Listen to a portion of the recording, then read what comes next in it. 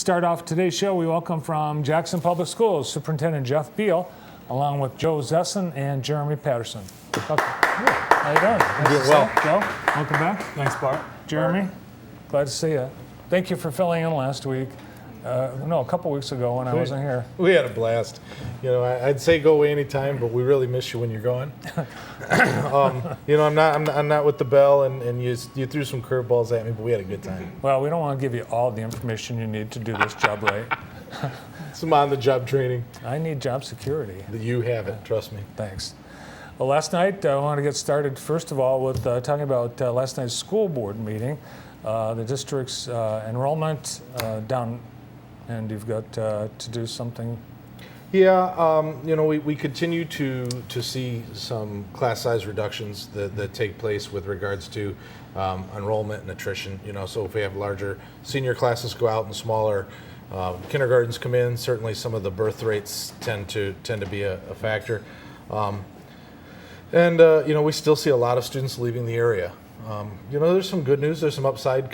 Our high school, compared to other local area schools, is doing very well. So we lost about 42 students to local area high schools from around the county, and we actually gained more than 70 students at the high school from local county. So our high school program, people understand that we offer the widest variety of courses, and that we send our kids around the world and to some of the very best universities. So we're really pleased with that. But we've got to balance the budget, and we've got to live within our means, and in order to maintain our enrollment, we've got to have about 420 kids a grade, and right now 6 of our grades are underneath the 400, which makes that very challenging. So over the summer, you kind of forecast this with the way you aligned the buildings. Yeah, we did, and that alignment is actually helping us right now. It allows us to really what we call right size the budget, right size the district, which is employing the right number of teachers and the right number of parapros and secretaries and staff members in order to be able to educate the children that we have in front of us. So we budgeted down 282. And then the paper came out and said, hey, MLive, you look like you're down 500, Jeff. And we're really not down 500. We have to count our shared time services with Lumen Christi, and we picked up Trinity Lutheran this year, and we picked up St. Mary's from Charlotte this year as shared time service partners. And those FTEs, when we get them, they come in little chunks because we offer elective courses through Lumen Christi. So Lumen Christi students take elective coursework, and that's provided by JPS. That works out great. It works out real well for the folks over in our parochial partnerships, and it works real well for us. And we picked up some additional spots from, like I said, out of town. We picked up Trinity Lutheran here in town. And so we got to kind of add all those little pieces up, and then we'll know a better idea, how that's going to impact the budget. And then our virtual numbers, traditionally we end up with somewhere 60 to 75 virtual students this year. I think we've got 100 students actually enrolled in the program. Mm-hmm. But what we have to do is we have to, over a month, a period of time, actually track how they're doing and reach out and make sure they're really in the program and really doing what they say they're doing. And these are kids who don't come to school to learn in a brick and mortar complex. They're homeschool students. They're people who are homebound or just needing credits and doing some extra work that way. At the end of the day, I think we're going to be down in the neighborhood of about 300 students. That's a little bit more than I anticipated by about 20. And that 20 turns into $150,000. Now, we're already a little bit underwater. That puts us, I think our budget right now is somewhere around $750,000 to $800,000 in the red. Last night, the board did make some cuts, some reductions, and I hate to use the word because I don't want to make light of it, but it's right sizing. It's making sure that we're fiscally responsible with our taxpayers' money, and that we're doing what we need to do to stay healthy financially so that we can continue to provide the excellent service that we do. And last night we saved about $400,000, or we made reductions in an effort to save about $400,000. So we more than cut our deficit in half, and then now it's up to John Riddell and myself to go to work. But we got some real good news. I mean, our audit came in clean, and in fact, one of the highlights from the audit is that JPS spends more dollars instructionally per student. More money that we get goes into the classroom than any of our locals and certainly any of our comparables around the state. And that's 69 cents and some change per dollar that we receive goes directly into that classroom. And so that's tremendous for us. Great. Well, congratulations on that. Yeah. And, good job this summer preparing for what you forecast. Well, you know, and we did our part a year ago. Last year we started out just about $1 million, maybe a little bit more than that in the red, and we narrowed that down to just over 250,000. So we really did our part last year, and we didn't cut, we didn't close, and we really worked hard to pare down that budget. And in doing so, you know, I think we've still got our work cut out for us this year. And but you know, it's off to a good start, and even as tough as last night was, and the decisions that we make, ultimately, like I said, this is going to be for the best of the district long term. Great. We brought along Joe and Jeremy with you today. I know. I couldn't be happier right now. A couple of veterans with some new positions. Absolutely. You know, before I get too far down the road, I want to say kudos to Jeremy Patterson. Jeremy Patterson, former principal at the Leader in Me School out at Frost, and he and I, we love to get the Leader in Me going. But he is truly the leader, taking over Parkside and 4th Street. And so I introduced the brand new principal. We all know him, but the principal from Parkside Middle School at Parkside, Mr. Jeremy Patterson. Congratulations, Jeremy. Thank you. Are you where you want to be now? Oh, well, you know, for now, we're going to get over there and do some really good things. So an opportunity presents itself, and I'm excited with my experience at the elementary level and the high school level to kind of be the bridge at middle school at Parkside. Well, the Patterson family has a deep history with JPS, and you personally as well. How long have you been with the district? Yeah, very fortunate. Since 1999, I've been with the district. Even prior to that, coaching in '97. I was a student at Parkside and actually student taught at Parkside under some teachers over there currently. So it's exciting. I've had a little bit of experience at the middle school level and look to really have some fun in those middle school years. I talked to some of the teachers at Frost, and they're very happy for you, but they're very sad to lose you. It was a great experience at Frost. I really wanted to get back. My roots were, you know, teaching 3rd grade, and I just had a blast. And you know, big factor there is the teachers and the students and the families. And so had an opportunity to build some great relationships, and that's going to trickle right on over into Parkside because there's a lot of familiar faces with the 6th, 7th, and 8th graders after my experience at Frost. Yeah, you probably know half the kids already off the bat. There were a lot of hugs yesterday, let's just say that. And with your move from Frost to the middle school at Parkside, then you have a vacancy, and that's why Joe's here. And no, without question, Joe Zeston's been a talented administrator in the district. He's an assistant principal up at the high school, and as we started to figure out how we're going to provide for the needs of Frost, Joe's name very quickly came up, and you know, he interviewed very well, wowed parents and teachers and administrators alike, and so we couldn't be happier. He's going to go in with the same passion and energy that Jeremy brought to the table, and really help to build that community and continue the great things that are going on there. Congratulations, Joe. Thank you. Yeah, so I'm excited about being at Frost. It's a new experience for me. I've spent the last 11 years at Jackson High. Came to Jackson High in the fall of 2004 as a student teacher. I was at Albion College and finished my student teaching, was fortunate enough to get hired right after my student teaching was done at Jackson High.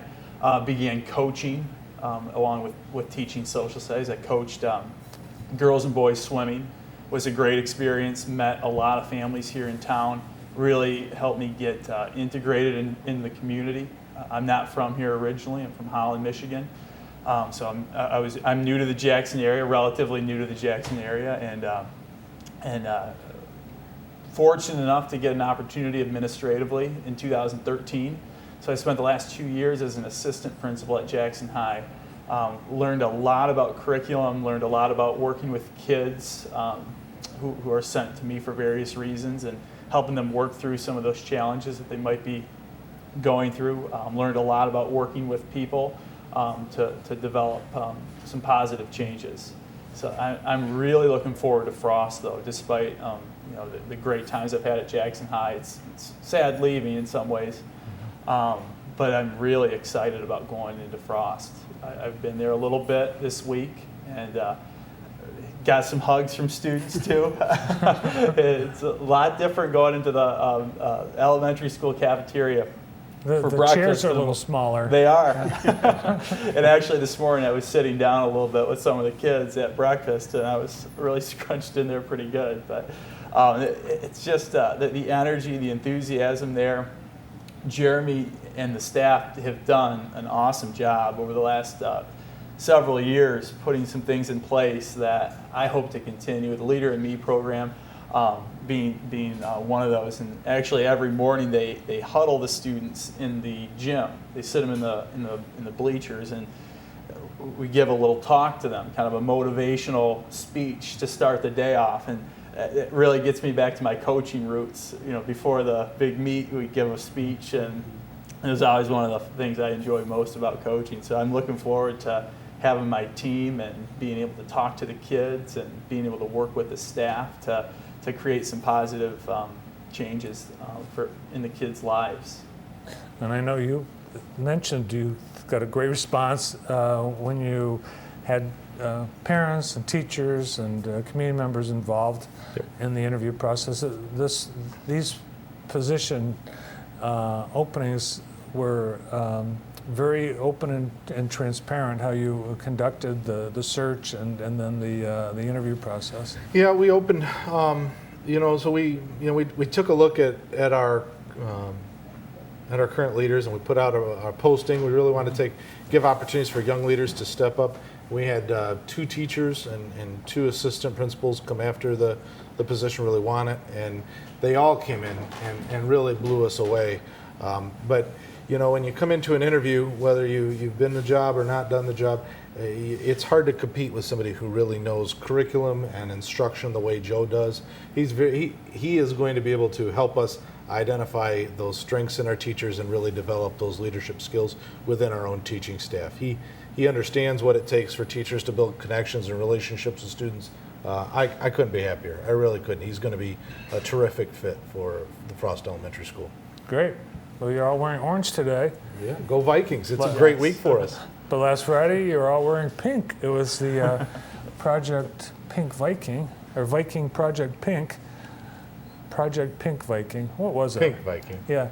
So that was great. As we heard Scott Farley tell us, several $1,000s raised for. Yep.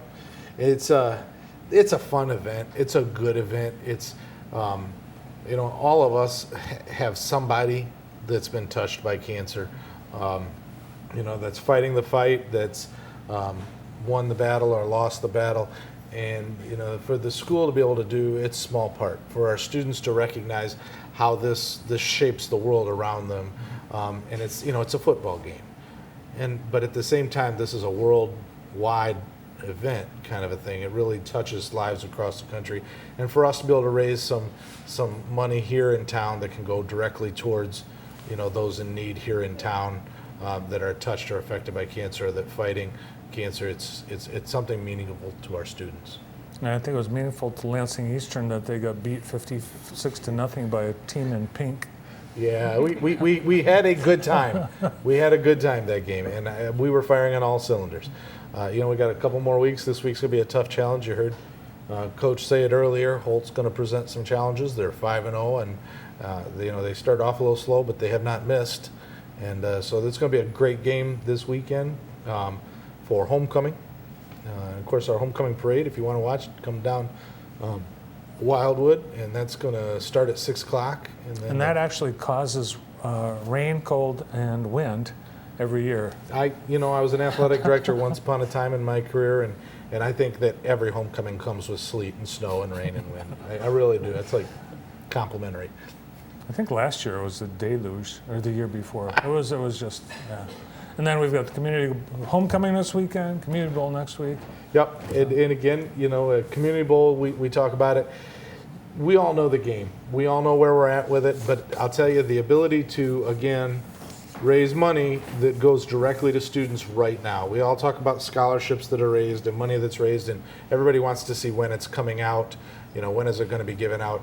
We give away those scholarship dollars at the end of every year. So the kids earn the money, or the kids play the game, sponsors donate to it, and those scholarships are transferred right now into students who want to work and live in Jackson. And really, we're looking for those valuable credentials, those non-traditional career paths, the apprenticeships, the 2-year kinds of programs that are going to help students, get their degree, get their education, and then turn into solid workers for Jackson. Good deal. Yeah. Have either Joe or Jeremy driven to the wrong school yet this week? Well, actually, this week I'm kind of splitting my time between Jackson High and Frost. So my schedule has been crazy. I've been starting the day off at Jackson High. We start at 7:25. Then I'm going over to Frost. Frost starts at 8:45. Spend a little time at Frost, kind of getting the day started, then go back to Jackson High.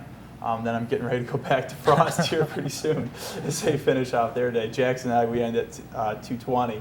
Frost ends at about 4 o'clock. So there's some room to do both of them, but. I think he just told me he could do both jobs. Sounds like he's got, yeah. You don't need to replace him at Jackson High. Well, the benefit of this is that dominoes roll up. So as Joe vacates the position at the high school, that creates an opportunity for a young teacher who's not been in administration to potentially hop up and take a leadership role. And so, again, all of these pieces fit a budgetary puzzle as well, because as we bring up a teacher out of the teaching ranks, we also help to balance the budget. But it's good for us. It's good for the teachers. It's good for the administration, and certainly good for these two gentlemen. Appreciate you all coming in today. Congratulations in your new positions. Thank you. And good luck Friday night. And we'll see you following week at the Community Bowl. Absolutely. All Thank right. you. Superintendent for JPS, Jackson Public Schools, Jeff Beal, along with the new principal at Frost Elementary, Joe Sezin, and middle school at Parkside's new principal, Jeremy Patterson. In a few moments, we will be joined by the Albion City Manager, along with the Special Projects Coordinator. They have a big day coming up at Albion, and you'll be invited to attend. Stay tuned.